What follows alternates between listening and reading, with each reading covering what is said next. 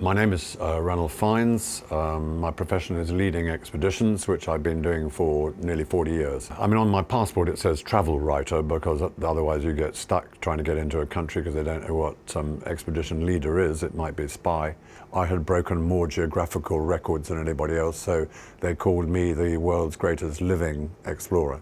The fascination came, I suppose, possibly in the army days, because I got posted to the Arab army and into totally remote places where the local people and the Bedou hadn't seen any people from outside their own little area ever before. It was a biblical situation, totally remote, and it was fascinating.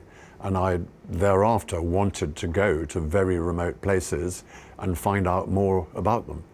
Using the definition of exploration in its true sense, because you can say you climb Everest, you're an explorer, but the true sense is you come away from some huge expedition into the unknown and not just say, I've done the first crossing of the unknown area, bring out something useful to human beings, like a map of that area. So for instance, in 1979, crossing 900 miles from the Atlantic to the South Pole, no human had ever been there before, but you'd say, well, there are polar satellites. Well, there were no satellites. Nobody could see what was in this area, much bigger than France. Well, we produced the first map and the first information and how high above sea level it was, which was an average of 11,000 feet up, into an area which was unknown, and mapping it. That is true exploration, and that's what we did. I love expeditions if we know that we are about to break a world record which particular people are trying to break before us. But only one true polar challenge remains: to be the first to cross Antarctica in the polar winter. An expedition like the Coldest Journey can't get rescue because there is no rescue facility. You're back to being in Scott's period. You won't get rescued if something goes wrong.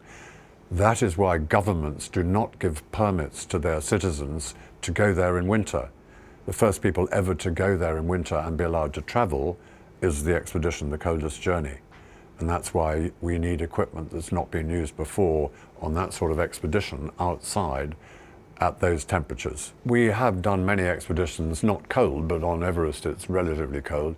And I've been covered by BBC News teams, and they'd carried certain Panasonic gear up on musk ox and on yaks in terms of Everest, and which battered the stuff around. Two of the BBC News Panasonic boxes had fallen off the yaks and had gone bouncing down the rocks, and when we got to the base camp they were still working. So we had a history of knowing that BBC News cameras, Panasonic ones of particular types, were excellent. So we didn't start with a historic knowledge of nothing. When you're choosing the equipment and the people, you mustn't make mistakes. You get one wrong bit of gear or one wrong person can muck everything up. We spend our time finding out what went wrong with previous people, very often their equipment. They made the wrong choice of equipment. So when you're looking, shall we say, for cameras, we need to have cameras that will operate far beyond the norm.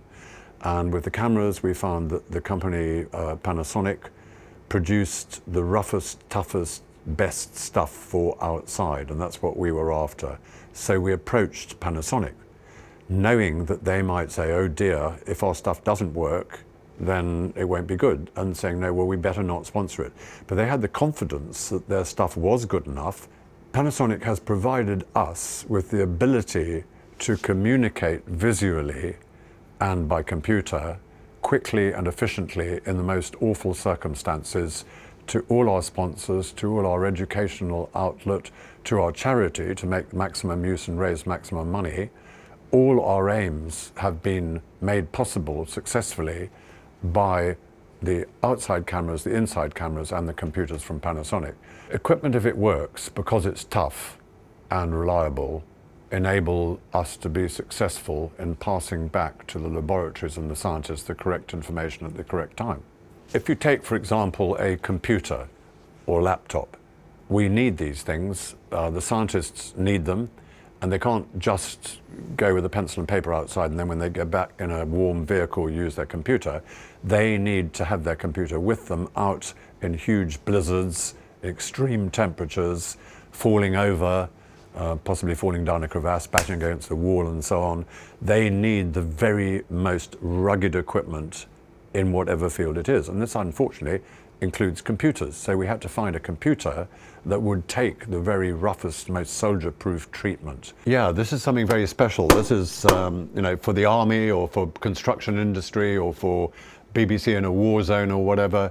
This is uniquely good, and that's what we want.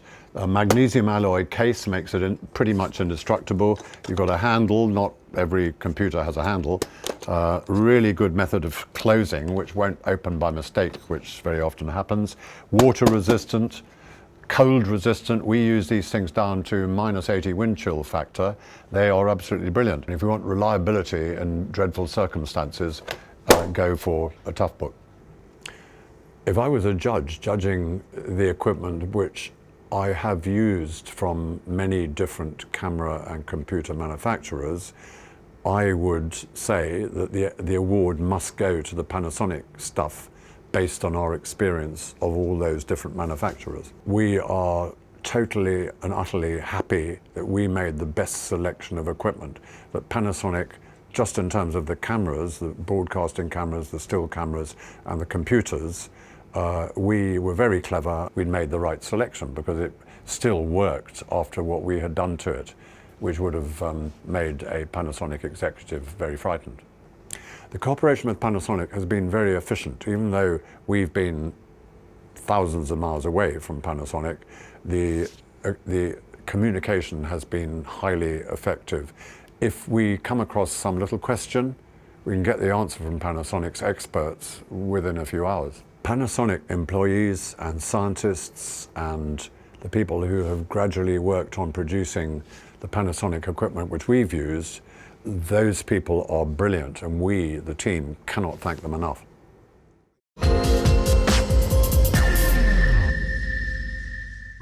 Panasonic.